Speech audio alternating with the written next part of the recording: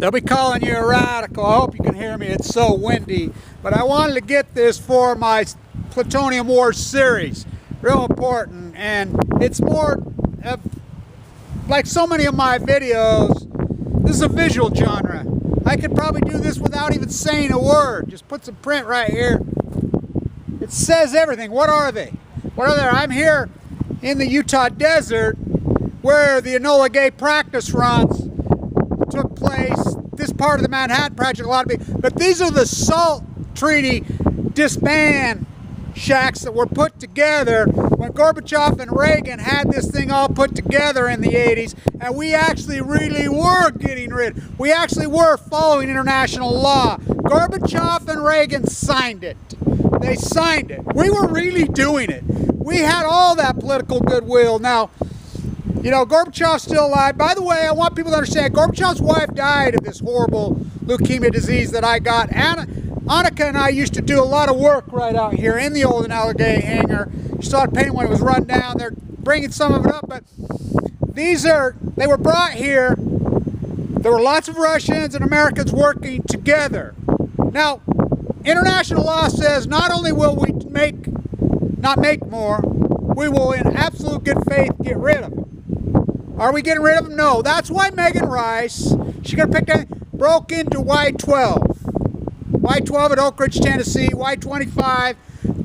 They're making more. Now here's what, they're scam. They'll say, we're making less of them, but they're making, okay, so you got 10 of them. But we're making one the 10th the size, but it is 1,000 times the strength. Now, you're seeing them flying in Germany. They've been caught on film with the tips. The government's signing more and more. This is against international law. There's a price to pay for this.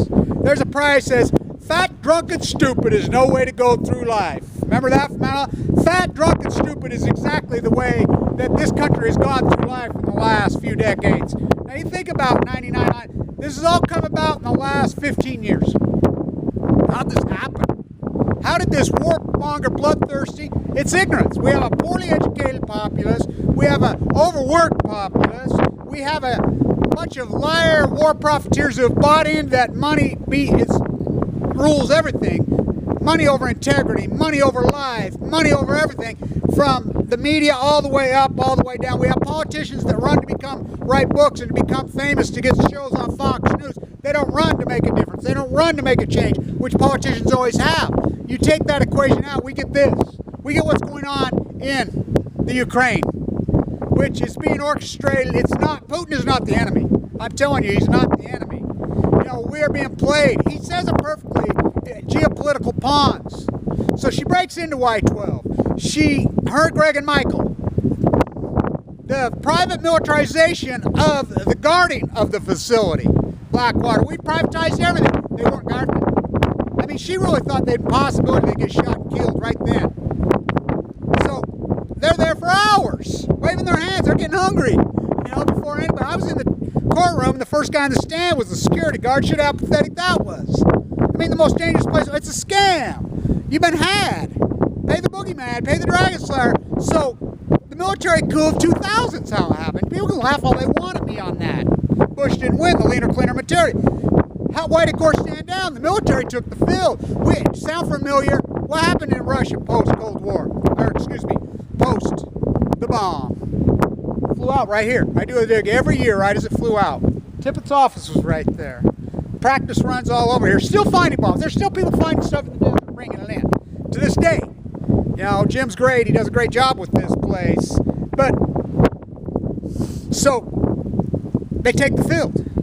The military was losing all their traction and turned this country into this bloodthirsty, sick, freaking ignorant populace. I mean, this country wants to bomb everybody and kill everything and everyone because they're ignorant. I mean, you can go and have a conversation about these people about basic first, second, third grade knowledge, geography, you know, all of it, any of it. You know, and you want to talk Constitution, they're constitutionally illiterate. They'll rattle Second Amendment when they don't even know what they're talking about. They don't even know what the Bill of Rights is. They don't even know what the 4th, 5th, 6th, 7th, 8th are. They don't even realize that was all due process. They don't realize about the amendment process. And then what happened? 9/11. But the military coup happened before. Then 9/11 happens. They were Saudis, 16 of the 19.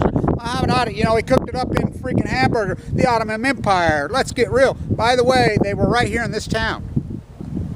I got into it with them. And I used to tell people this story they were here in this town. They came up this highway through Ely, whatever, and they stayed right there. And I knew they stuck out like a sore thumb in 2000, 2001. I was arguing, now we know their path. That was them. It was them. You know, so as it goes along, 9/11, the terrorists won. They won. You know, we've gone all in military, just like Russia did. You know, and Gorbachev forced out. Putin's trying to recolonize the area. You can realize Russia has been claiming that as their own. They've been fighting over that area for 2,000 years. You know, the empire. You know, so the United States empire is very, very, very young. Very young. And, you know, so you got 9/11 happened. Post 9/11, you have nothing to fear but fear itself. This is the most afraid populace of human beings in the history of mankind. Well, ignorance just breeds fear. Overworked. You know, people give in to me, well, how do you cure it with a tariff? I can cure it all with a tariff, because then you're underworked, and then you have time to read, become kind of enlightened, and you're not afraid. You know, but I mean, you take around and look at people. I want you to walk around and start looking at people. Fat, drunk, and stupid is no way to go through life. Fat, drunk, and stupid is the way Americans going through life. You know, these are nuclear weapons. Pretty amazing, huh? And we were really getting rid of them. We really had a chance. All through the freaking 80s and 90s, we really had a chance. It was really working. People had a conscience. They, you know, you had the World War II crowd was still alive, and they're in power. And Nancy was anti-nuclear, and, you know, so was the astrologer. I like Richard Rhodes' great play. Gorbachev had the paperwork wrote up, and he says, well, let's just go all the way, Ronnie. He didn't think he would.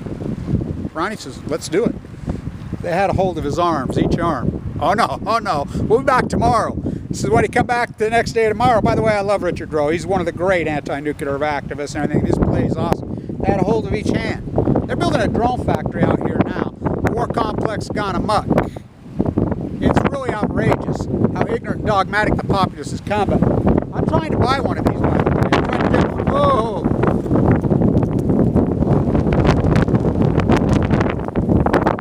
It's where the wind blows, it's where the water blows. How cool are those things? You know, I want to buy one and turn it into a, I'm going to at least do an art show in there. I've been talking to them, but I'm trying to buy one right now. So, and I think I'm going to get one. I really think I'm going to get one. So stand tuned. Plutonium Wars Chapter 6. Keep going on this series. We'll get this, you know, telltale. Then we got a serious situation going in Ukraine. I feel for the Ukraine, and this is in honor of that beautiful Ukrainian girl Annika, who passed away in 1999 of leukemia, and Gorbachev's wife, who passed away of leukemia, my dad, who was nuked in the Nevada test site, all my friends at the East State bone marrow transplant that passed away of leukemia. You know, I almost did. Got a second chance, so I've got to stand up for them. I made promises when I was inside there. I made promises to the ones that passed. You know, if I get to live, I fight for them till I die, because their life was taken. How do you fight when you can't even, you're dead? You know, so I'll fight for them. You know, I will never forget any of them. These mass murdering evil pricks. Violating international law. All rotten hell as far as I'm concerned, and they will. Stand tuned.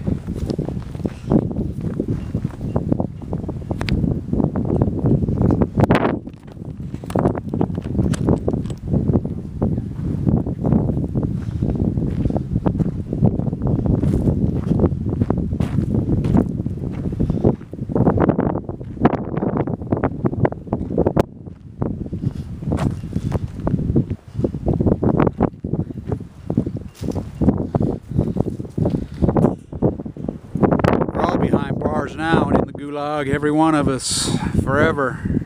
Stand tuned.